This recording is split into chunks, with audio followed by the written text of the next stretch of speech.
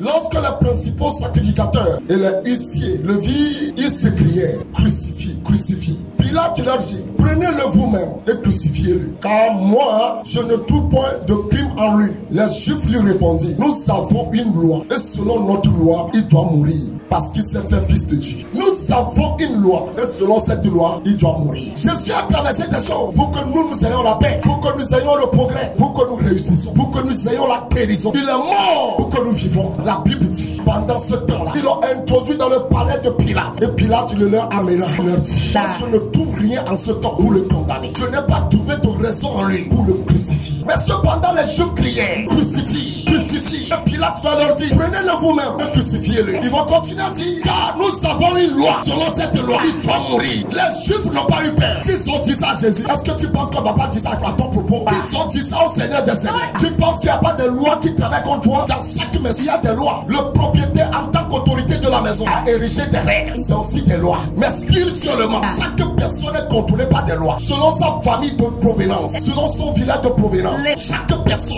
est contrôlée par des lois. Chaque maison, chaque marché, chaque place publique est contrôlée par des lois. En tant qu'enfant de Dieu, nous sommes soumis aux lois du royaume de Dieu. Et c'est pourquoi, au temps d'Esther de Mardochée, on a témoigné. Il y a un peuple au milieu de nous qui a aussi ses lois. Il y a un peuple qu'on appelle les Juifs. Au milieu de nous, ils sont un peu partout dans le pays. Ils ont aussi les lois. Et leurs lois sont des lois de vie. Et leurs lois sont des lois de protection. Et leurs lois sont des lois de vraie justice. Et c'est parce qu'ils se conforment selon cette loi. À un moment donné, il y a quelqu'un qu'on appelle Aman. Aman est un homme méchant qui s'est associé avec des charlatans. Il a fait le charlatanisme. Et ils ont fixé un jour pour la mort de tous les Juifs. Mais il y a quelqu'un qu'on appelle Esther. Il y a quelqu'un qu'on appelle Mardochée. Ils se sont associés. Ils ont jeûné 3 jours. Ils ont prié. Ils ont reçu la faveur du roi. Ils vont aller voir le roi. Roi, si nous avons obtenu ta grâce, il y a une loi qu'on a rédigée contre nous. Et selon cette loi-là, nous allons mourir. Mais si tu le fais, si nous avons trouvé grâce, donne-nous de révoquer la loi-là. Parce qu'Esther et Mardochée ont obtenu la grâce du roi. Le roi leur dit: vous avez ma grâce. Changez la loi-là. Révoquez la loi-là. Écrivez: tous les Juifs vivants. Mais cependant,